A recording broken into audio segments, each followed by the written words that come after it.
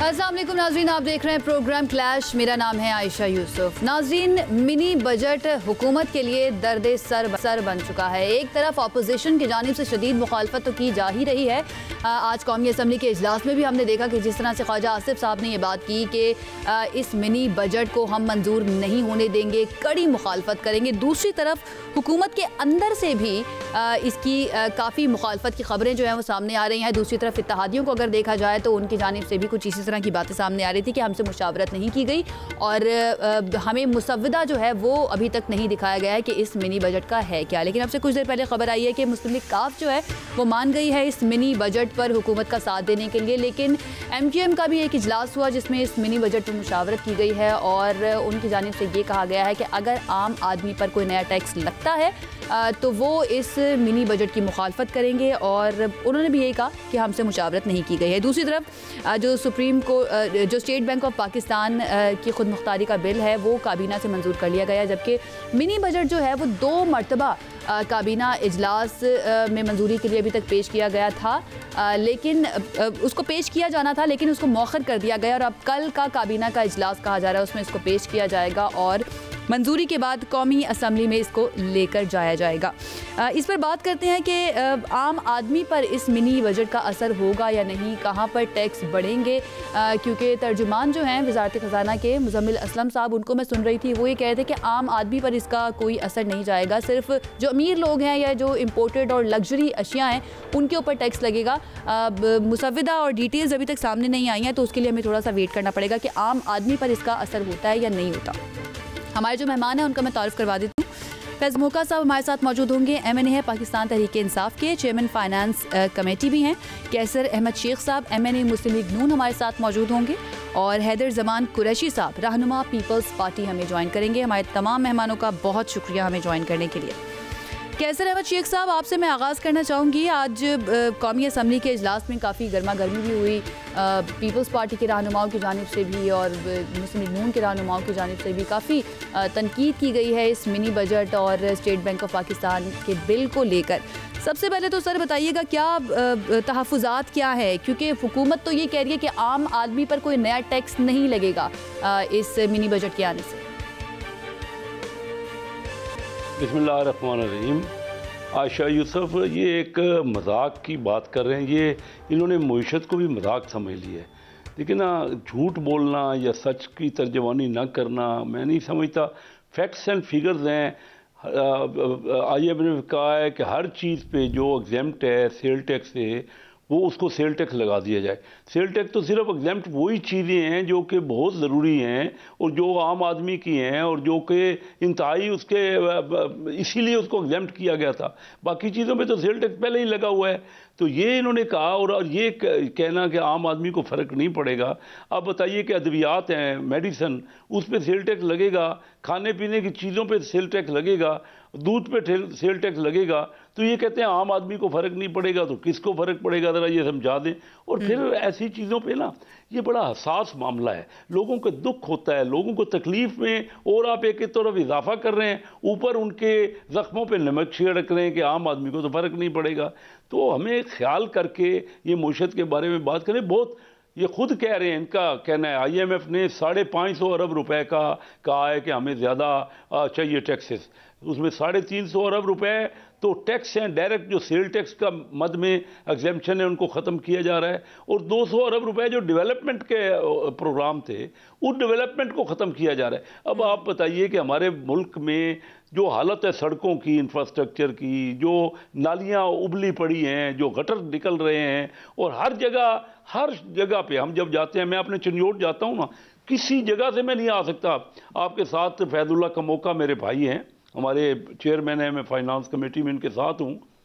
वो कभी ये फैसलाबाद रहते हैं, इनसे पूछिए कभी जब भी चिन्योट जाते हैं तो क्या असर होता है उस सड़क का, या हम लाहौर से जाएं या इस्लामाबाद से पिंडी भटिया के रोड पे जाएं चिन्योट से, तो क्या, तो लोग जा ही नहीं सकते ना, वहाँ डेवलपमेंट हो रही है। देखिए ना, मंडी से जो जाने हैं खेत से मंडी तक पैदावार, वो भी नहीं जा सकती, ट्रांसपोर्ट नहीं।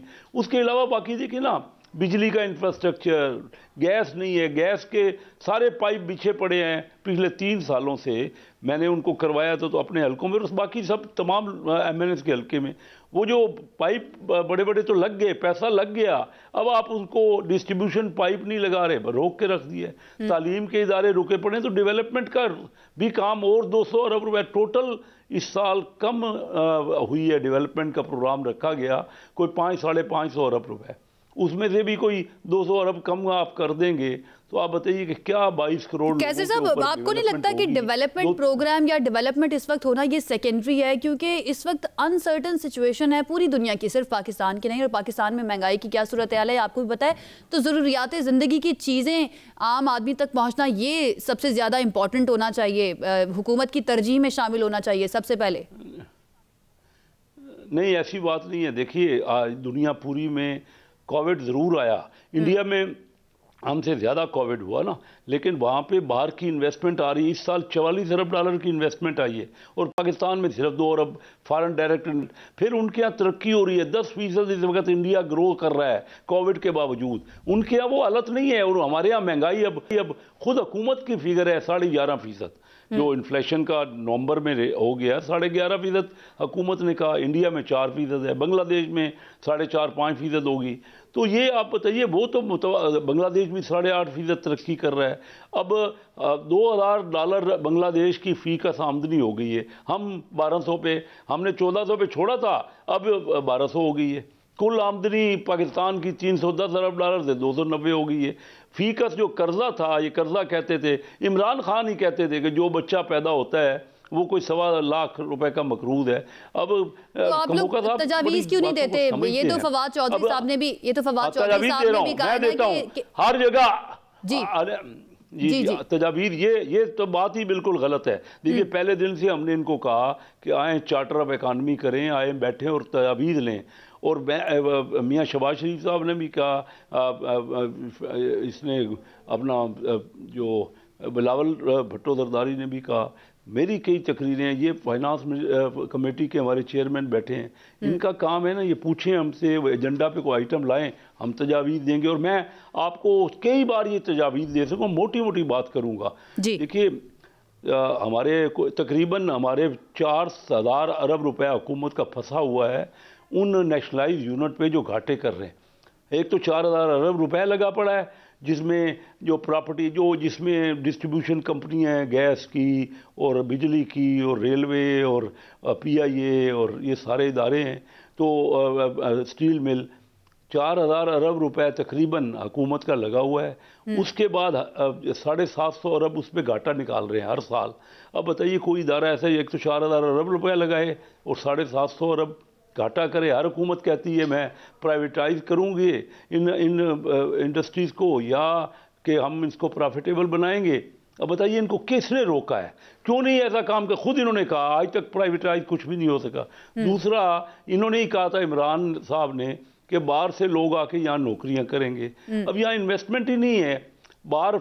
मैंने पहले ही आपको जिक्र किया, फॉरेन डायरेक्ट इन्वेस्टमेंट हमने माहौल ही पैदा नहीं किया। क्यों लोग हमारे यहाँ नहीं आते? पाकिस्तान में क्यों नहीं बाहर के लोग? जो भी किसी भी दुनिया के मुल्क ने तरक्की की है ना, जो मैंने खुद देखे हैं तमाम ममालिक, कोरिया, पाकिस्तान 60s में, मैं 70 से कोरिया में जा रहा हूँ, वो पाकिस्तान की तरह हालत थी उनकी।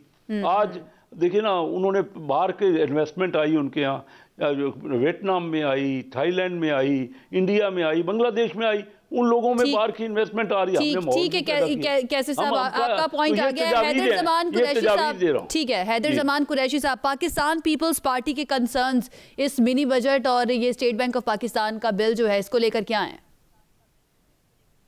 बिस्मिल्लाहिर्रहमानिर्रहीम। आयशा, बहुत शुक्रिया। देखिए, पाकिस्तान पीपल्स पार्टी ने तो सबसे पहले PTIMF बजट के ऊपर आवाज़ उठाना शुरू की, पिछले साल भी बजट से पहले और इस बारी भी, और चेयरमैन बिलावल भुट्टो साहब की इसके ऊपर 12 तकारीर हैं। सबसे कॉम्प्रिहेंसिव अगर तकरीर है तो बजट स्पीच इस साल भी उन्होंने की। और हमने स्टेट बैंक एक्ट के ऊपर, जो कि पाकिस्तान की कौमी सलामती को कॉम्प्रोमाइज़ करता है कम्प्लीटली, और हमारे इंस्टीट्यूशन को जो स्टेट का इदारा है उसको डायरेक्टली रिपोर्टेबल कर दिया है टू IMF, और मिनिस्ट्री ऑफ फाइनेंस या कोई भी इदारा या पब्लिक अकाउंट्स कमेटी जो कि पार्लियामेंट का इदारा है वो भी उससे कोई सवाल जवाब नहीं कर सकता। बिल्कुल एक ऐसा कानून है जिसको जैसे ही हमें पाकिस्तान पीपल्स पार्टी की अगर हुकूमत आती है तो हम उसको फ़ौरन अंडू करेंगे, और हम उसको फ़िलहाल जो है अदालतों में भी चैलेंज कर रहे हैं। तो उसको तो हम अभी भी अपोज करेंगे पार्लियामेंट्री फ्लोर पे भी। अगर हम यहाँ कामयाब हो गए तो then we would certainly have won the day. दूसरी आपने जो बात की है, देखिए आपने हुकूमती वज़रा की बात भी की, कैसर शेख साहब ने खान साहब की पुरानी बातें याद कराई। कौम अब रोज़ वो देखती है टीवी पे, क्योंकि सारे वो वादे, सारी वो बातें जो हैं वो हमारे और आपके सामने हैं। मैं बुनियादी बात ये करता, फैक्ट्स एंड फिगर्स तो बहुत दे सकता हूँ, मैं भी दे सकता हूँ, कैसर साहब ने भी दिए। ये जो कह रहे हैं कि आम आदमी पे कोई टैक्स नहीं लग रहा और सिर्फ अमीरों पे है, तो यही तो आप बजट स्पीच के अपने प्रोड्यूसर को कह क्लिप चलाएं ना, शौकत तरीन ने, और उसके बाद जो प्रेस कॉन्फ्रेंसेस की कि इसके ऊपर आम आदमी पे कोई टैक्स नहीं लगा, लेकिन आपने भुगता। पिछले 5 महीने से बिजली 10 रुपए बढ़ गई, गैस बढ़ गई, उसके ये बाद भी कहा गया था कि कोई मिनी बजट नहीं आएगा, ये भी पार्लियामेंट के फ्लोर पर खड़े होकर कहा गया था। बता रहा हूँ, ये भी मिनी बजट आएगा, इसके बाद मार्च में एक और मिनी बजट आएगा। इसी तरह इस साल फरवरी में आपको याद होगा एक मिनी बजट आया था, पिछले साल अक्टूबर में भी एक मिनी बजट आया था। ये हर साल मेन बजट के बाद 2 मिनी बजट आने होते हैं। IMF से इन्होंने एग्री किया हुआ है, और 600-700 अरब के। अब ये कह देना कि अवाम पे कुछ नहीं है, अब आप जीरो रेटेड जितने बाकी के रहे थे सेक्टर हैं उसके ऊपर भी आप सेल टैक्स लगा रहे हैं। फिर इन्होंने जुलाई में जो फेडरल बजट आया, इन्होंने मिल गेट के ऊपर 17% GST लगा दिया चीनी पे। उसके बाद चीनी आप देखिए तो 20-30 की हो गई। वजह नहीं किसी को बताई कि सिर्फ होर्डर्स हैं, लेकिन हुकूमत ने 100 रुपए पे 17 रुपए जब खुद लगा दिए और मिल गेट पे लगा दिए। ठीक है कुरैशी साहब, फैजुल्ला साहब से जान लेते हैं ना, ये हमारे साथ मौजूद हैं, हुकूमत की तर्जुमानी हमारे सामने करेंगे, नुमाइंदगी करेंगे। फैजुल्ला कामुका साहब, बहुत ज़्यादा शिकवे शिकायतें हैं अवाम की भी, ऑपोजिशन की भी, और अब आपकी पार्टी के अंदर से भी बहुत ज़्यादा ऑपोजिशन जो है इस मिनी बजट के ऊपर आ रही है सामने। तो सर बताइएगा, और कोई हल नहीं था इस मिनी बजट के अलावा? IMF के साथ दोबारा से बातचीत की कोशिश इसको लेकर कि ये जो टैक्स एग्जम्पशन हटाने की बात की जा रही है, किसी तरीके से कोई फ्लेक्सिबिलिटी उनकी जानिब से दिखाई जाती, आवाम का थोड़ा सा सोचा जाता। बिस्मिल्लाहिर्रहमानिर्रहीम। दोनों पार्टियों से जो पहले हुक्मरान रह चुकी हैं पाकिस्तान में, एक टेन्योर पीछे मुस्लिम लीग नून का था, उससे पहले पाकिस्तान पीपल्स पार्टी का था, और अगर मुशर्रफ का दौर निकाल दें तो उससे पहले भी ये बारियां चलती रही ऐसे ही। तो पहले तो बात कर लें, ये जो भी मिनी बजट के हवाले से बात हो रही है, तो सबसे पहले तो इसके असबाब के ऊपर गौर किया जाना चाहिए। इन बातों को छोड़ दें कि किसका किस पार्टी से ताल्लुक है।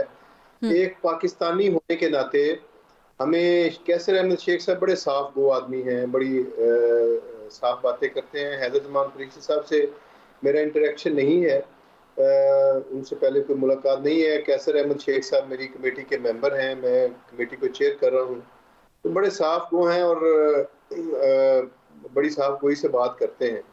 तो क्या हमें उन असबाब के ऊपर गौर नहीं करना चाहिए कि आज अगर ये सारा कुछ हो रहा है तो इसके मुहरकात क्या हैं, इसका बैकग्राउंड क्या है, इसके पीछे क्या है, क्यों ये सारा कुछ हुआ? तो ये सारा कुछ इसलिए हुआ कि हमने 210 अरब की जो है वो ऑरेंज ट्रेन तो बना दी कर्ज के पैसे से। कर्ज का पैसा, उस पर सूद भी देना है, उसको चलाने के लिए 30 अरब रुपया सालाना भी चाहिए। हमने मेट्रोज बनाई। देखने की बात ये थी कि हमने कर्ज के पैसे से वो काम किए जिनकी पाकिस्तान जैसा मुल्क मुतहम्मिल नहीं हो सकता। हमें सबसे पहले ये देखना था कि क्या हमारे लोगों को हेल्थ की फैसिलिटीज़ मिल रही हैं, क्या उनके पास खाने के लिए रोटी है, क्या उनको एजुकेशन की फैसिलिटीज़ मिल रही हैं, क्या लॉ एंड ऑर्डर या उनकी जो है वो हिफाजत के लिए पूरे प्रॉपर बंदोबस्त हैं। रियासत माँ का किरदार अदा करती है। तो क्या ये चारों चीज़ें हम दे पाए जो हम ऑरेंज ट्रेन की तरफ जाएं, या इस किस्म के जो लग्जरी प्रोजेक्ट्स हैं वो हम करें? तो मेरे ख्याल में ये अब कहते हैं जी कि तहरीक इंसाफ ने बड़े कर्जे लिए। कर्जे किस लिए लिए? इनके लिए हुए कर्जों का सूद और किस्तें वापस करने के लिए कर्जे लिए। जब पाकिस्तान की गवर्नमेंट ये छोड़ के गए, तो आप यकीन कीजिए कि निजी महफिलों में ये बात कहती थी नून लीग के हमारे दोस्त कि कोई भी हुकूमत आ जाए, हमारी हुकूमत तो आनी नहीं है, तहरीक इंसाफ की हुकूमत आएगी तो उनको पता चल जाएगा जिस हालात में हम छोड़ के हैं। यानी इन्होंने तो वो हाल किया इस मुल्क के साथ, इस मुल्क की मईशत के साथ, कि जैसे कोई दहशतगर्द अपना ठिकाना छोड़ने से पहले वहां पे डायनामाइट लगा के। ठीक है फैजुल्लाह साहब, लेकिन उम्मीदें पाकिस्तान तहरीक इंसाफ के साथ थी, तभी लोगों ने आपको वोट दिया। आप लोगों की कोई तैयारी नहीं थी? क्या आप लोगों को पता नहीं था कि मुल्क के ख़जाने का क्या हाल है या किस तरह से ये मुल्क को छोड़ कर जा रहे हैं? क्योंकि वज़ीर-ए-आज़म इमरान खान साहब तो कहते थे कि हमारी तो 200 लोगों की टीम है जो इकोनॉमिस्ट हैं, जो इसके ऊपर सारा काम कर रहे हैं, और आप लोग आके अब फिर से वही बातें कर रहे हैं कि माजी में जो हुकूमतें थी उनकी वजह से मुल्क का ये हाल है। मैं आपको बताता हूँ, अब बहुत सारी चीजें ऐसी होती हैं जो हुकूमत में होने वाले लोगों को ही पता होती हैं।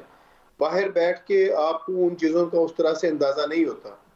जो बजट मुस्लिम लीग नून की गवर्नमेंट ने, यानी उनको पता था कि हम जा रहे हैं, और यानी अगस्त में इलेक्शन हुए थे और ये जून में बजट इन्होंने पेश किया। हालांकि इनको ये चाहिए था कि ये महीने 2 महीने के लिए अपना बजट देते और मामलात को चलाने के लिए करते, और ये छोड़ते अगली हुकूमत के ऊपर कि वो अपना बजट लेके आए। लेकिन इन्होंने क्या किया, 1000 अरब रुपया तो ऐसा हिडन था, यानी जो ये खर्च कर गए, और उसको उन्होंने किसी भी जो है वो किसी भी जगह पे अकाउंट फॉर नहीं किया हुआ था। यानी इस किस्म के मामलात। और फिर जब आप देखते हैं कि आपका बैलेंस ऑफ पेमेंट क्या था, आपका जो है वो तिजारती खसारा किस लेवल पे पहुंचा हुआ था, फिर आपका जो है वो फॉरेन लोन्स किस सतह पे पहुंचे हुए थे, और क्या कंडीशनैलिटीज, क्या टर्म्स एंड कंडीशंस थी, और किस तरीके से, यानी पाकिस्तान तहरीक इंसाफ के पास तो अगले 1 महीने की इंपोर्ट्स को फाइनेंस करने के लिए पैसा नहीं था। इसके लिए यानी इमरान खान साहब की जगह उनकी हिम्मत की दाद देनी चाहिए कि इतने मुश्किल हालात में उन्होंने इस हुकूमत को कबूल किया, संभाला। और कोई होता तो शायद वो हुकूमत लेने से भी इनकार कर देता। हालात इतने ज्यादा खराब थे, आप यकीन कीजिए कि Afghanistan sir, that is what I am asking कि क्या पता ही नहीं था पाकिस्तान तहरीक इंसाफ को कि इतने बुरे हालात हैं? बुरे हालात का तो पता था। बुरे हालात का ये मैं नहीं कहता कि हमें पता नहीं था, लेकिन हमें ये नहीं पता था कि इतने बुरे हालात हैं। अच्छा। और ये इस हद तक मुल्क को खोखला करके जा रहे हैं, पाकिस्तान की इकोनॉमी को ये तबाह बर्बाद करके पाकिस्तान की इकोनॉमी को डायनामाइट लगा के उड़ा के जा रहे हैं। और जिस किस्म के इन्होंने, देखिए हमने मुआहदे तो नहीं देखे हुए थे जो इन्होंने IPPs के साथ किए, जो इन्होंने गैस के मुआहदे किए। जब गवर्नमेंट में आए तो उस वक्त पता चला कि इन्होंने इस मुल्क के साथ क्या किया है, इस मुल्क के लोगों के साथ इन्होंने क्या किया है। इन्होंने तो वो तबाही फेरी इस मुल्क के वसाइल के साथ, इस मुल्क के लोगों के साथ वो खिलवाड़ किया है कि आने वाली नस्लें जब कोई मुर्रख तारीख लिखेगा तो वो कभी भी इनको माफ नहीं करेगा। अगर मैं आपको बताता हूँ, ईमानदारी से दिल खून के आंसू होता है जो कुछ ये इस मुल्क के साथ करके गए जी। कैसर साहब, ठीक है, अल्लाह ताला ने एक ऐसा हुक्मरान दिया इस कौम को जो कम से कम इस कौम के साथ सच तो बोलता है। ठीक है फैजुल्लाह साहब, आपका पॉइंट आ गया। कैसर साहब, मुस्लिम लीग नून की हुकूमत जब गई तो वो तबाही फेर कर गई, मुल्की वसाइल का बेड़ा गर्क करके गई। क्यों किया मुस्लिम लीग नून ने ऐसा? जी देखिए ना, फैजुल्लाह का मौका, क्योंकि मेरी कमेटी के चेयरमैन है, उनको सब मामलात का पता है। देखिए मैं आपको बताऊं, असद ये इस मुल्क की बेसिक वजह क्या है, क्यों खराबी है। पिछले 30 साल से कौमी असम्बली के मेंबर तो इलेक्ट होते हैं। आप मुझे बताइए कि जो फाइनेंस मिनिस्टर है वो बाहर से आता है, 30 साल से 6 महीने असद उमर साहब रहे, 6 महीने नवीद कमर रहे। कौमी असम्बली का 1 साल ये फाइनेंस मिनिस्टर यहाँ से आया, 29 साल बाहर से आए। इन जैसे बंदे, फैजुल्ला कमोका बड़ा सिंसियर आदमी है, मैं इनको बड़ा करीब और मैं इसका बड़ा मद्दा हूँ मेरा। और इसके अलावा इनके यहाँ कई बड़े काबिल आदमी हैं, लेकिन बाहर से इनके पास फाइनेंस मिनिस्टर हफीज शेख आए, वो FBR के भी उनमें रजिस्टर्ड नहीं थे। वो उन्होंने बैग उठाया और वो पता ही नहीं लगा कहाँ गए, उनको कोई पूछने वाला नहीं है। सारी चीज़ें पॉलिटिशियन में तो कोई बनता ही नहीं है फाइनेंस मिनिस्टर, और finance minister is the main person to handle this economy. अगर और सारी शिकायतें उनके साथ हैं। अब वो किधर हैं? हफीज शेख कभी नज़र आया आपको? अभी आए हैं, तरीन साहब हैं, वो आए हुए हैं। इन्होंने कहा नहीं जी मैंने तो ये IMF की माननी नहीं है, मैंने ग्रोथ करनी है। अब क्या बना इनको? जाके वहाँ सरेंडर हो गए, और जो इस किस्म के सरेंडर हुए कोई मामूली हुए, ऐसा सरेंडर होना मैंने नहीं देखा जाके। और जो स्टेट बैंक के बारे में जो कुछ हो रहा है, देखिए मैं आपको बताऊं, ये फैजुल्ला सब समझते हैं, देखिए इनके पास क्यों बंदे नहीं, अपने बंदे क्यों नहीं लाते? और फिर रिजल्ट क्या है? पहले आए ना स्टेट बैंक के गवर्नर, उन्होंने आते ही 13% कर दिया पॉलिसी रेट, और बाहर से अपने दोस्तों को कहा कि पैसा लगा दो पाकिस्तान के रुपए में, क्योंकि उनको पता था 6 महीने में हमने कोई डॉलर और पाकिस्तान के रुपए में फ़र्क नहीं करना। तो जब हार्ट मनी वापस गई, वो पूरे का पूरा डॉलर के 13% ले गए ना, क्योंकि डॉलर तो उतने ही रहे जितने डॉलर उन्होंने इन्वेस्टमेंट किए। 13% भी ले लिए रुपए में और डॉलर में वापस लेके गए, क्योंकि चेंज नहीं था एक्सचेंज। ये बहुत बड़ा स्कैंडल है जिसको खोलना पड़ेगा। अरबों खरबों रुपए का नुकसान हुआ है। अब फिर आज देखिए कि थोड़ा रेट का जो अभी है, अभी इन्वेस्टमेंट हो रही है पाकिस्तान का जो हुई है, लेटेस्ट डॉलर में सारे इन्वेस्ट कर रहे हैं। और वो डॉलर आप यानी मई से लेके अभी 6 महीने में आपने 25 रुपए डॉलर को बढ़ा दिया है। तो सारा पैसा वो डॉलर में इन्वेस्टमेंट जो कर रहा है वो इंटरेस्ट भी कमा रहा है, और ये 25 रुपए डॉलर भी कमा रहा है। बात सिर्फ ये। और फिर क्या हुआ? जब गैस फ्री हो गई, जब तेल का रेट $0 हो गया, $0, उस वक्त इन्होंने गैस और तेल के सौदे लॉन्ग टर्म नहीं किए, क्योंकि नाअहलियत है इनमें सामने बहुत काबिल लोग हैं इनके, पर उनके पास तो इख्तियार नहीं। बड़ा अहम सवाल आप उठा रहे हैं कैसर साहब कि जो पॉलिटिशियन होता है, जो रुकने असम्बली होता है, उसको क्यों नहीं ये वजारत दी जाती, वज़ीर ख़जाना क्यों नहीं बनाया जाता, और बाहर से लोगों को क्यों इम्पोर्ट किया जाता है इतनी अहम पोजीशन के लिए? ये सवाल हम हुकूमत के सामने रखेंगे, लेकिन हैदर कुरैशी साहब मुझे उनका भी पॉइंट ऑफ व्यू ले एक फिक्रा जरूर बोलने दें। देखिए IMF से सारे पैसे लेते हैं। इस वक्त कर्जा हमारा 50,000 अरब रुपए हो गया है। वो पैसे भी वही लोग ले सकते हैं ना, MNA तो नहीं, क्योंकि उसने लोगों के सामने जाना है। महंगाई होगी तो लोग उसको पकड़ेंगे। कर्जा ले लिया, उसको खर्चा कर दिया बेतहाशा, और फिर अब जवाब अब भाग गए, अब तो यहाँ है ही नहीं। कौन यहाँ रह गया? उनकी अकाउंटेबिलिटी कौन करेगा? उन्होंने कर्जे लिए। बिल्कुल ठीक है। हैदर कुरैशी साहब, तो कौमी असेंबली में जब ये पेश किया जाएगा बिल, तो पीपल्स पार्टी की क्या स्ट्रैटेजी होगी? ठीक है कैसर साहब, आपका पॉइंट आ गया। जी हैदर साहब, मैं गुजारिश ये करना चाह रहा था आपके व्यूअर्स के लिए कि ये रिफाइनरी स्टेज पे GST लगाने लगे हैं, जिससे फिर पेट्रोल प्राइस जो है फर्दर और बढ़ेगी, जबकि आलमी मंडी में कम हो रही है। पहले इन्होंने 23 रुपए PDL कमिट किया IMF को, अब ये रिफाइनरी स्टेज पे लगा रहे हैं GST। और मैं हैरान हूँ थोड़ा सा, फैजुल्ला कमोका साहब, मैं बहुत इनका एहतराम करता हूँ। सवाल ये पैदा होता है कि 28,000 अरब से जो आपने 45,000 अरब पे कर्जा पहुंचा दिया, मुझे आप ये बताइए कि आप कौम को क्यों गुमराह कर रहे हैं कि ये माजी की हुकूमतों का आपने सारी की सारी डेट सर्विसिंग है। मुझे बताएं, रोशन डिजिटल अकाउंट जो है वो आपकी हुकूमत ने दिया या माजी की हुकूमत में, जिसमें आप 7% पे फॉरेन जो पैसा आ रहा है उसको इंटरेस्ट दे रहे हैं। मुझे आप बताएं, सऊदी अरेबिया से जो अभी आपने $3 अरब लिया वो 3-4% है उसके ऊपर। उसके बाद जो अभी आपने जो कमर्शियल लोन्स लिए हैं वो कितने रेट पे लिए हैं? कौम को हकायक बताएं। फाइनेंस मिनिस्ट्री जो स्टेट बैंक ने बोरोविंग करवाई है, और ये जो डाका डाला है, जब बेस रेट को बढ़ाया, ये माजी की हुकूमतें उस वक्त हुक्मरान थी। और अगर आप इतने ही तुम थे, इतने ही हकाइक से मुबर्रा थे, तो आप पिछली हुकूमत में आप पब्लिक अकाउंट्स कमेटी में थे, आप फाइनेंस कमेटी के मेंबर थे। ये सारे एग्रीमेंट्स पब्लिक रिकॉर्ड का हिस्से हैं, चाहे आईपीपीज के हों, चाहे गैस के हों, हर चीज it's a matter of public record. आपने क्यों कौम को गुमराह किया कि हमारी ड्रीम टीम है? यही ड्रीम टीम है कि आपने 3 वजीर खजाना चेंज कर दिए, 6 एफबीआर के चेयरमैन चेंज कर दिए, पंजाब में 6 सीट चेंज कर दिए। तो ये अवाम अब मानने को तैयार नहीं है कि हम माजी की हुकूमतों ने किया है। आपने सिख यूनिट्स को प्राइवेटाइज करना था, आपने सर्कुलर डेट को 1100 अरब से कम करना था, आपने उसको 2450 अरब कर दिया, जबकि बिजली आपने 400 दी है, 8 रुपए के यूनिट हैदर को साहब, कता कलामी की माजरत, हमें यहाँ पे एक ब्रेक लेनी है। ब्रेक से वापस आएंगे तो आपसे ही मैं आगाज करूंगी, पीपल्स पार्टी की स्ट्रैटेजी क्या होगी ये जब बिल कौमी असेंबली में पेश किया जाएगा। एक ब्रेक लेते हैं, स्टे विद अस।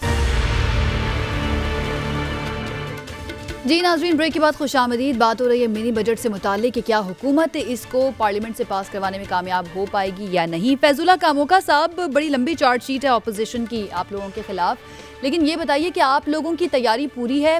सारे इत्तेहादियों को मना लिया है, नंबर्स पूरे कर लिए हैं इस बिल को कौमी असेंबली से पास करवाने के लिए? जी बिल्कुल, गवर्नमेंट के जो जितने भी हमारे इत्तेहादी हैं, हमारे साथ हैं, या हमारी पार्टी के अपने लोग हैं, तो ये अपोजिशन जब भी कोई बिल आता है तो उससे पहले ये प्रोपेगेंडा होता है कि इस बिल के ऊपर जो है वो गवर्नमेंट इसको पास नहीं करा पाएगी और ऐसा होगा वैसा होगा। और ये हर जो है ना कोई भी ऐसा बिल आता है तो उस वक्त ये शोर होता है, लेकिन उसके बाद फिर चीज़ें सेटल डाउन हो जाती हैं। जब बिल पास हो जाता है तो फिर एक दफ़ा फिर अपोजिशन जो है वो सुकून में आ जाती है। वो कोई ऐसा इशू नहीं है, कोई भी बिल होगा जिसके ऊपर इत्तेहादी और गवर्नमेंट के तमाम एमएनएस जो हमारी पार्लियामेंट्री पार्टी है वो इत्तेफाक करते हैं, तो अल्हम्दुलिल्लाह पहले भी पास हुए हैं, अब भी पास होंगे। इत्तेफाक करते हैं, लेकिन पहले भी 2 मरतबा वफाकी काबीना के इजलास में इसको नहीं पेश किया गया, मौखर कर दिया गया था। इसका जवाब मैं आपसे लूंगी। हैदर जमान कुरैशी साहब, पाकिस्तान उस पार्टी की क्या स्ट्रैटेजी होगी? ये ब्रेक पर जाने से पहले भी मैंने आपसे सवाल किया था, तो किस तरह से रोकेंगे गवर्नमेंट को ये बिल पास करवाने से? हमारी कोशिश यकीनी होगी कि ऑपोजिशन मुकम्मल अपने नंबर्स इसको अपोज करने में लाए, और जुलाई में जब बजट पास हुआ तो हुकूमत ने तमाम एमएनएस को करोड़ों रुपए के डेवलपमेंट फंड के वादे किए, इत्तेहादियों को बहुत लारे लगाए और बहुत कुछ मनाकर, और उसके बाद भी 172 लोगों ने वोट किया बजट की पासिंग पे। ये रिकॉर्ड की बात है। 171 पे गवर्नमेंट फॉल कर रहती है। तो अगर जुलाई में ये हालात थे और उसके बाद जिस तरीके से अवाम पर क़यामत सुगरा उस IMF बजट के सूरत में आई है, और जो इनके हालात बाई इलेक्शंस में हो रहे हैं और अभी बल्दियात में हो रहे हैं, मैं नहीं समझता कि इनके इत्तेहादियों को और इनके बहुत सारे MNAs को जो प्राइवेटली शायद इसका वज़न नहीं उठा सकेंगे। और आपने देखा कि जब जॉइंट सेशन में भी इन्होंने आईनी तकाज़ों को मद्देनज़र ना रखा और बुलडोज किया, 30 मिनट में 30 बिल पास करवा लिए, जिसमें से ये स्टेट बैंक बिल भी था। तो उस वक़्त भी बहुत सारे वादे वहीद किए गए, बहुत सारी मदद इधर उधर से शायद इनको मिल गई, लेकिन अभी जो है वो $1 अरब लेने के लिए IMF का जिस तरीके से ये आवाम के ऊपर महंगाई का एक और सुनामी लाने लगे हैं, और अरबों रुपए के नए टैक्स लग रहे हैं, करोड़ों के नहीं अरबों के। और उमरा को तो फिर छुट्टी मिल जाएगी। नाम अमीरों का होगा कि अमीरों को टैक्स लग रहा है, लेकिन हकीकतन जो है बिटवीन द लाइंस, और इनके अपने MNAs को भी इन्होंने नहीं बताना। और ये कितनी मायूस कुन बात है कि जिस फाइनेंस कमेटी को कामोका साहब चेयर करते हैं और 3 साल से तो ये चेयर कर रहे हैं, उसमें ना फाइनेंस एक्ट जाता है, जबकि इन्होंने कई बारी कहा कि मैं अपनी हुकूमत से इसके रूल्स चेंज करवाऊंगा और अगर ये करवाएंगे तो हमारी जमात उसको सपोर्ट करेगी, जबकि जो है, और आई एम श्योर PMLN भी करेगी, कि फाइनेंस बिल को finance committee of national assembly में ज़रूर डिबेट होना चाहिए। और अभी तो ये ऑर्डिनेंस लाना चाह रहे थे, और उसके बाद इसको तो ये अपनी कमेटी मेंबरान के सामने तो लाएं। अपने मेंबरान जो इस नेशनल असेंबली में, उसको तो बेचारों को पढ़ने का मौका भी नहीं मिलता, और सुबह बताया जाएगा कि जनाब ये बिल आ रहा है, बस काबीना ने अप्रूव किया। तो ये इनकी एक कोशिश है, और अगर इन्होंने पास करा भी लिया तो अपना ही इनका नुकसान होगा, क्योंकि कौम अब इनकी हकीकत जान चुकी है। ना इनको काम करना आता है सिवाय करप्शन रोना और पोस्टिंग ट्रांसफर करते रहना, हर चीज को बदल दो। और अभी बल्दियात के बाद ने अपनी टीम ही डिसॉल्व कर दी। अमूमन तो में तो ये होता है कि जब इस किस्म की हार हो तो कप्तान रिजाइन करता है, लेकिन यहाँ उल्टी गंगा है कि कप्तान बैठा और टीम को कह दिया जी कि मेरी तहलील हो जाए। तो टीमें आप जो मर्जी बदलते रहें, जब आपका ओवरऑल कप्तान जो है जिसको काम करना ही नहीं आता, फिर वो रोना धोना आता, फिर नतीजा तो यही रहेगा। बाकी बजट है, कोशिश करेंगे हम पास ना हो, लेकिन अगर हो गया तो अवाम तो देख रही है कि उसके जो समरात मिलेंगे अवाम को, वो पहले भी मिले हैं और अब भी मिलेंगे। बिल्कुल ऐसे ही। और वाकई में सही कहा आपने कि हुकूमत तो दोनों तरफ से फंसी हुई है। अगर वो पास करवा लेते हैं तब भी उनको जस्टिफाई करना मुश्किल हो जाएगा कि इतनी ज़्यादा महंगाई क्यों हो रही है, और अगर नहीं करवा पाते हैं फिर दोबारा मुआशी मुश्किलात होंगी। कैसर अहमद शेख साहब, अगर हुकूमत पास करवाने में कामयाब हो जाती है, क्योंकि अभी तक हमने देखा है कि जो भी पार्लियामेंट में लेकर आए हैं बिल, उन्होंने तकरीबन पास करवा ही लिए हैं, क्योंकि अपोजिशन के पास नंबर पूरे नहीं होते। ऑपोजिशन की जानिब से इत्तेहादियों से राब्ते किए गए थे, उनको मनाने की कोशिश की गई थी कि वो इस बिल पर हुकूमत का साथ ना दें। तो उसमें कोई कामयाबी मिली है आप लोगों को, ऑपोजिशन को? देखिए, ये इस जालमाना जो बिल पेश कर रहे हैं ना, जो महंगाई का और जो बेरोज़गारी बढ़नी है और जो हालात ख़राब होने हैं, कोई भी मुहिब्बे वतन MNA पाकिस्तानी कोई इसको पास करी, कोई इसके लिए वोट दे ही नहीं सकता। मैं आपको यकीन से कहता हूँ। फिर इसी बिल के साथ स्टेट बैंक को, जो गवर्नर को जो इख्तियारात दिए जा रहे हैं, पाकिस्तान में 2 चीफ एग्जीक्यूटिव बनाए जा रहे हैं। एक तो जो फाइनेंशियल मैटर में जो कि बिल्कुल आज़ाद होगा, जितना मर्जी वो डॉलर के रेट को बढ़ा दे, जितने मर्जी वो पॉलिसी रेट को बढ़ा दे। ये एक चीफ एग्जीक्यूटिव है, प्राइम मिनिस्टर के पैरेलल एक चीज़ बनाई जा रही है, और प्राइम मिनिस्टर तो जवाबदेह है। प्राइम मिनिस्टर कौम के सामने जवाबदेह है, उसको इस बिल के साथ लाया जा रहा है कि गवर्नर जवाबदेह भी नहीं होगा। और फिर ये देखिए ना, ये कहते हैं कि ये सारे पिछली हुकूमतों के मैटर हैं, खराबियाँ हैं। आप बताइए, 2 साल बाद तो प्राइम मिनिस्टर साहब कह रहे हैं कि अभी मुझे समझ आनी शुरू हुई है, हमें तो पूरा पता ही नहीं था। अब बताइए, ये जिन्होंने 100 दिन में ये सारी तब्दीलियां करनी थी, और जो लोगों ने रोज़गार यहाँ ढूंढने आने थे, बेरोज़गारी का जो हालत बना दी है इन्होंने, बताइए ना, कोई एक चीज़ को, मौका साहब जैसे बंदे मौजूद हैं इनके पास, और बड़े काबिल लोग हैं, लेकिन क्या वजह है कि कौमी असम्बली से 30 साल में सिर्फ 1 साल बनता है वजीर खजाना? क्योंकि आपके पास मुइशत रही नहीं, आपने अपने आप को सेल आउट कर दिया है। लेकिन कैसे साहब रोकेंगे, कैसे इस बिल को पास होने से ऑपोजिशन कैसे रोकेगी पार्लियामेंट में? ये अपने बोझ के तले दब जाए इनको लोग। अगर वोट, मैं आपको सही दे रहा, मैं अभी पढ़ रहा था, अभी देख रहा था, यहाँ खबरें चल रही थी कि MQM ने अपनी रिजर्वेशन का इजहार किया है। लेकिन अगर हम पास में देखें, रीसेंट पास में देखें कि इत्तेहादी जो हैं वो तहफ़्फ़ुज़ात का इजहार करते हैं, और अचानक से सारे वोट जो हैं, जिस दिन वोटिंग होनी होती है, वो हुकूमत को पड़ जाते हैं, इत्तेहादी भी मान जाते हैं। तो आपको नहीं लगता कि इस मरतबा भी कुछ ऐसा हो सकता है? मैं आशा यूसुफ आपको यकीन दिलाता हूँ कि ये नहीं पास करा सकेंगे। जो भी कोई मुहिब्बे वतन MNA होगा, वो इस जालमाना बिल पे बार बार सोचेगा, वोट देते उसके हाथ कांपेंगे, उसको तकलीफ होगी। भाई, ये बिल ऐसा है कि पाकिस्तान की इसमें खुद मुख्तारी को ख़त्म किया जा रहा है। इसमें जो टैक्स लगाए जा रहे हैं वो सारे इतने ऐसे टैक्स हैं जो कि बड़े आम आदमी के इस्तेमाल की चीज़ें हैं। ये कह रहे हैं ये अद्वियात को कितनी पहले महंगी हो गई है, अब क्या महंगी रिजल्ट आएगा। मैं आपको बता रहा हूँ, जो गंदम की फसल इस बार हो रही है ना, देखिएगा कि कीमत, जो गंदम की फसल की कीमत है, ये 100 रुपये किलो भी नहीं मिलेगी।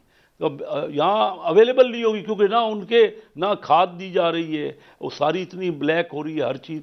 ये अहल हुकूमत कोई चीज़ भी नहीं कर सकी। आज चौथी सर्दियाँ हैं जहाँ पे गैस नहीं है, सारी फैक्ट्रियाँ बंद है, कोई फैक्ट्री नहीं चल रही। अब अरबों रुपए की फैक्ट्री किसी ने लगाई हो और उसको गैस ना मिले, बंद हो जाए, अब वो बताइए कितनी महंगी। इन्होंने टेंडर ही नहीं किया, 8 इन्होंने जो टेंडर रिजेक्ट हो गए, इनको मिला ही नहीं गैस वक्त में। और ये पहली बार नहीं है क्योंकि इन बेचारों को समझ बिल्कुल नहीं है इनको किस मुसीबत में डाल दिया गया है।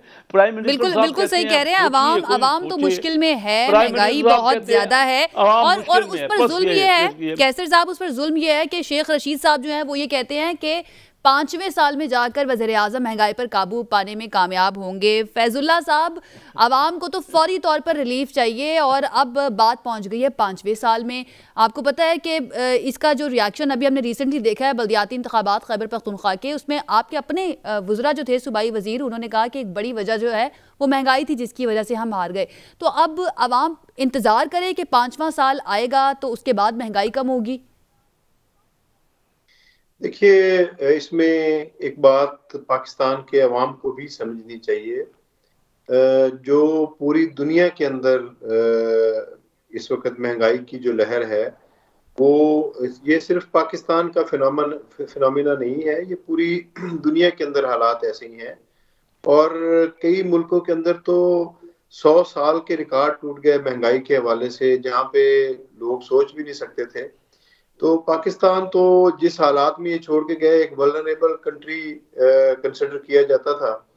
तो कोविड की वजह से भी बहुत ज़्यादा पाकिस्तान की मैशत को नुकसान हुआ, लेकिन अल्हम्दुलिल्लाह अल्लाह का शुक्र अदा करते हैं कि वाइज डिसीजंस की वजह से गवर्नमेंट के, वज़ीर आज़म के जो अच्छे फैसले थे, जितनी तबाही दुनिया के अंदर हुई है उस हवाले से अगर देखा जाए तो उतना नुकसान पाकिस्तान में नहीं हुआ। अल्लाह का खास करम रहा है, अल्लाह ने ऐसे फैसले करवाए इमरान खान से और उनकी गवर्नमेंट से कि नुकसानात उतने ज्यादा नहीं हुए।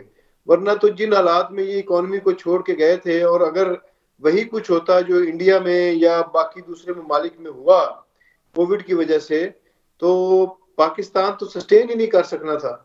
तो अल्हम्दुलिल्लाह ये पाकिस्तान जो है वो सही फैसलों की वजह से, सही डायरेक्शन की वजह से, इस वक्त इकोनॉमी की सही डायरेक्शन की वजह से चीजें सही चल रही हैं। जो ये बातें कर रहे हैं, ये बिल्कुल इनका हक बनता है वो ये बातें करें। कैसर अहमद शेख साहब, मैंने आपको बताया, सच बोलने वाले आदमी हैं। उन्होंने पहले कहा है कि जो पिछले 30 साल की वो बात कर रहे थे तो वो बिल्कुल सही कह रहे थे। तो शेख रशीद साहब जो है वो भी तो सच बोलने वाले इंसान है ना फैजुल्ला साहब। शेख रशीद साहब भी तो सच बोलने वाले इंसान है, वो भी पेश गोइयां करते हैं। तो उन्होंने अब 5 साल का वक्त दे दिया कि 5वें साल में जाके महंगाई कम होगी। तो हम इंतजार करें अब 5वें साल का। शेख रशीद हमारे एलाई जरूर हैं, उनको भी एक हक है, वो अपनी राय रखते हैं। वो अपना वो कोई इकोनॉमिस्ट तो है नहीं, ना ही वो इस वक्त इकोनॉमी के हवाले से वो किसी चीज को देख रहे हैं। तो उन्होंने एक अपनी राय दी है।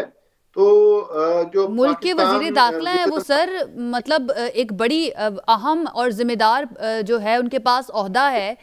आप कह रहे हैं कि ये उनकी जाती राय है? इसका जवाब बात सुन लीजिए ना जी, जो बात सुन लीजिए जी। जो अगर दाखिला के हवाले से वो कोई बात करते, मुल्की सलामती की सूरत हाल के हवाले से, इंटरनल सिक्योरिटी के हवाले से वो कोई बात करते हैं, तो वो बिल्कुल वो जो है वो ठीक है। लेकिन वो एक अलग पार्टी के सरबराह भी हैं और वो एक अपना नुक्ता नजर भी रखते हैं, उस हवाले से उन्होंने बातें की हैं।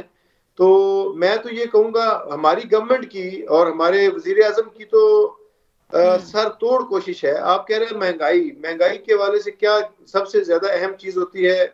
लोगों को रोजगार देना। उसके लिए मैं आपको बताना चाहता हूँ, फैसलाबाद में वो कहते हैं कि वो बिजनेसमैन कामयाब बिजनेसमैन ही नहीं है जिसने इस दौर के अंदर कोई दूसरा कारखाना नहीं लगाया। ठीक है, पाकिस्तान की एक्सपोर्ट्स बड़ी हैं। इसके अलावा जो पाकिस्तान के उसके असरात भी तो नजर आने चाहिए ना फैजुल्ला साहब। उसके जो फवाइद हैं, जो सारी बातें आप बता रहे हैं, आवाम को नजर भी तो आए ना, आवाम को कोई फायदा भी तो हो। हैदर जमान कुरैशी साहब, हम सुनते हैं हफ्तावार तकरीबन शेख रशीद साहब वफाकी वजीर दाखिला हैं, वो आते हैं और आके कहते हैं कि इमरान खान साहब अपने 5 साल पूरे करेंगे, एस्टैब्लिशमेंट का हाथ अभी हमारे सर पर ही है, ताल्लुकात बड़े अच्छे हैं। और जब इस तरह की बात होती है कि 5वें साल में जाकर महंगाई कम होगी, तो उस पर जो हुकूमती नुमाइंदे होते हैं, हुकूमती रहनुमा होते हैं पाकिस्तान तहरीक इंसाफ के, वो कहते हैं कि ये उनकी जाती राय है। क्या कहेंगे आप? हाँ नहीं, बड़ी अच्छी बात की फैजुल्ला साहब ने, और मैं इस बात से यकीनन इत्तफाक करूँगा क्योंकि वो इनके इत्तेहादी हैं और तो शायद वो पिंडी से सीट भी ना जीत सकते, और लेकिन यही इत्तेहादी हैं जो बैठ के प्रोफेसीज ऑफ नॉस्ट्रेडामस करते थे कि वो मुल्क से चला जाएगा, वो मुल्क में आएगा नहीं, वो ये हो जाएगा, वो भी उस वक्त तो वो ना जाने किस किस के तर्जुमान बन के बात कर रहे हैं। और वाकई वो इकॉनमी पे उनको क्या पता, जो वजीर दाखिला अपनी नेशनल सिक्योरिटी पॉलिसी ना बना सके या जिसको इजाज़त ना हो और मुईद यूसुफ बनाए और वजीर दाखिला बेचारा दर बदर ठोकरें खाता फिरता हो, तो यकीनन इनकी बात में वजन है। लेकिन मैं आपको इनकी अंदर की खबर दे देता हूँ कि वजीर दाखिला वजीर आजम की बात कर रहे हैं 5वें साल में, वो इमरान खान साहब नहीं है। उनको मालूम है कि 5वें साल में पार्लियामेंट के वजीर आजम कोई और होगा, तो शायद इसका इशारा किसी और तरफ है। तो और कोई और किसी और पार्टी का भी हो सकता है या पाकिस्तान तहरीक इंसाफ का ही होगा? अंदर की खबर आप दे रहे हैं तो जरा डिटेल भी बता दें। आपको बता दिए ना, क्योंकि बजट तो मंजूर होगा नहीं और ये मिनी बजट जो है तो गवर्नमेंट विल फॉल। नहीं, मैं पूछ रही हूँ कि इसी पार्टी का ही होगा वजीर आजम या किसी दूसरी पार्टी का भी हो सकता है? मेरे ख्याल में the people of Pakistan are fed up of this party and they know। देखिए ना, आप एक साल धोखा खाएंगे, दूसरे साल खाएंगे, तीसरे खा लें, अब तो चौथा चल रहा है साल और वही बातें, काम नहीं करने दिया गया, माजी की हुकूमतें। इनको 5 साल क्या, अगले 5 भी दे दें तो ये कहेंगे पिछले 30 साल की हुकूमतों का गंद है और हम कुछ नहीं कर सके, जबकि LNG का गंद इन्होंने फैला दिया, दवाइयों का स्कैंडल का गंद इनका है, आटा स्कैंडल का गंद इनका है, LNG पेट्रोल स्कैंडल का गंद इनका है, चीनी स्कैंडल का गंद इनका है। इनके तो गंद इतने हैं कि NDMA 25 अरब का हिसाब नहीं दे सकी। कोविड फंडिंग की प्रोक्योरमेंट में पंजाब हुकूमत ने कितने अरब रुपए, अभी तो पूरे AGPR को जो है दी नहीं डिटेल्स, पब्लिक अकाउंट्स कमेटी वो NDMA से पूछ रही है। हैदर साहब, ये जो आपने खबर दी है इसका जवाब हम फैजुल्ला साहब हमारे साथ ही हैं, उन्हीं से जरा ले लेते हैं। फैजुल्ला साहब काफी कॉन्फिडेंट लग रहे हैं हैदर जमान कुरैशी साहब के 5वें साल में तो इनका वजीर आजम ये होगा ही नहीं। देखिए, इनका तो पहले दिन से यही कॉन्फिडेंस है, तो मैं इनके कॉन्फिडेंस को अप्रिशिएट करता हूं। पिछले 4 साल भी इसी कॉन्फिडेंस के साथ इन्होंने गुजारे हैं और अगला साल भी इंशाल्लाह ये इसी कॉन्फिडेंस के साथ 1.5 साल गुजारेंगे और इमरान खान साहब भी इस मुल्क के वजीर आजम रहेंगे और अगले इलेक्शन में भी इमरान खान ही पाकिस्तान तहरीक इंसाफ को लीड करेंगे और पाकिस्तान को भी लीड करेंगे इंशाल्लाह। ठीक है, कैसर साहब आपसे और हैदर जमान कुरैशी साहब आपसे मेरा एक ही सवाल होगा, लेकिन कैसर साहब पहले आप जवाब दीजिएगा। अगर ये हुकूमत चली जाती है, फ़र्ज़ कर लेते हैं चली जाती है और किसी और जमात की, मुस्लिम लीग नून की या पीपल्स पार्टी की हुकूमत आ जाती है, तो आप लोगों के पास क्या कोई रोड मैप जो है मुआशी रिकवरी के लिए क्या मौजूद है? वरना आप लोगों को भी तो IMF के पास ही जाना पड़ेगा ना, और कहीं आप लोगों की तरफ से भी ऐसी बातें ना सुनने को मिलें कि इस हुकूमत ने बड़ा बुरा हाल कर दिया था इसलिए हमें तो अब जाना ही पड़ेगा, उनकी शराइत माननी पड़ेंगी।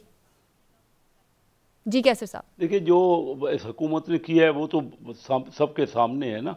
IMF के पास तो पहले ही हुकूमत जा चुकी है, मुस्लिम लीग के वक्त में भी थी, लेकिन मैं आपको ये बताऊं ना कि इनके पास तो अपना वजीर ख़जाना भी नहीं है, ये तो कुछ कर नहीं पाए ना। तो हम अगर कोई आएगा, सबसे पहले तो मैं कहता हूँ 2 बातें बड़ी आसान सी हैं। सारी हुकूमतें कहती रही है कोई 4000 अरब रुपए हुकूमत के लगे हुए हैं नेशनलाइज यूनिट्स पे, जिसमें बिजली के कारखाने भी हैं और गैस की भी डिस्ट्रीब्यूशन कंपनियां भी हैं, रेलवे है, स्टील मिल है, वो उससे हर साल 700 अरब खसारा निकालती है। आपने कहा ना तजवीज़ दे कोई, तो ये तजवीज़ है कि उनको सबसे पहले, कोई भी हुकूमत आए ना, उसको सबसे पहले छुटकारा उन खसारा देने या उसको मुनाफा बख्श हमें बनाना था, वो तो बन नहीं सके, तो उसको छुटकारा उससे हासिल करें, नंबर 1। दूसरा, माहौल ऐसा पैदा करें जिससे बाहर की इन्वेस्टमेंट आए। अगर तरक्की करनी है ना किसी मुल्क ने भी, तो जैसे कोरिया ने किया, ताइवान ने किया, थाईलैंड ने किया, एक ही तरीका है। इंडिया ने किया, बांग्लादेश ने किया, वियतनाम ने किया कि बाहर के लोगों को अपने अंदर इन्वेस्टमेंट के लिए राग़िब करें। इमरान खान भी यही कहते थे कि बाहर के लोग यहाँ नौकरी करने के लिए आएंगे और मैं इन्वेस्टमेंट बढ़ा दूंगा। तो ये मुश्किल काम नहीं था, लेकिन हम कोविड जो है ना, इंडिया में ज़्यादा आया पाकिस्तान की निस्बत, लेकिन वहाँ 44 अरब डॉलर की डायरेक्ट फॉरेन इन्वेस्टमेंट आई जो कि इंडस्ट्री में लगी, और हमारे यहाँ सिर्फ 2 अरब डॉलर की आई। हम माहौल कर सकते हैं, फ्रेंडली माहौल। हमने तो नैप के जरिए हर एक को पकड़ना झगड़ना शुरू कर दिया। इस माहौल में कोई यहाँ पाकिस्तान में पैसा लेके नहीं आ सकता। हमारे पास अपने पास टेक्नोलॉजी नहीं है, पैसा नहीं है, बड़ी आसान तकरीब आइडियाज़ हैं, लेकिन हमने पहले दिन से इनको कहा कि चार्टर ऑफ इकानमी करें, आपको समझ नहीं है, आप नए हैं, 2 साल बाद कह रहे हैं हाँ वाकई हमें तो समझ अब आ रही है। ठीक है, इसी का जवाब मैं हैदर साहब आप भी दीजिए। क्या पाकिस्तान पीपल्स पार्टी, मेरे पास बड़ा कम वक्त रह गया कैसर साहब, मुझे हैदर साहब की बात सुनने दें। हैदर साहब, पाकिस्तान पीपल्स पार्टी के पास कोई रोड मैप है कि किस तरह से मुल्क की मईशत को फौरी तौर पर हमने संभालना है आके, अगर आपकी गवर्नमेंट आती है तो? जरदारी साहब भी कहते हैं कि हम आएंगे अगर तो हम संभालेंगे फिर, क्योंकि हम संभालते आए हैं। बिल्कुल, हमने अपना प्लान बनाया हुआ। सबसे पहले we need to get rid of IMF governor, State Bank deputy governor, IMF के जितने बंदे, we will have to get out of the IMF programme. We will have to finish the amnesty जो real estate पे, जिस वजह से हम FATF की 27वीं जो शर्त है जहां से मनी लॉन्ड्रिंग हो रही है इस वक्त भी। ठीक है, बहुत शुक्रिया हमारे मेहमानों का। मैं ज्वाइन, वक्त हमारे पास खत्म हो गया। नाज़रीन, ये था हमारा आज का प्रोग्राम। कल एक मरतबा फिर से हाजिर होंगे। अपना ख्याल रखिए, हमें इजाजत दीजिए। अल्लाह हाफिज़।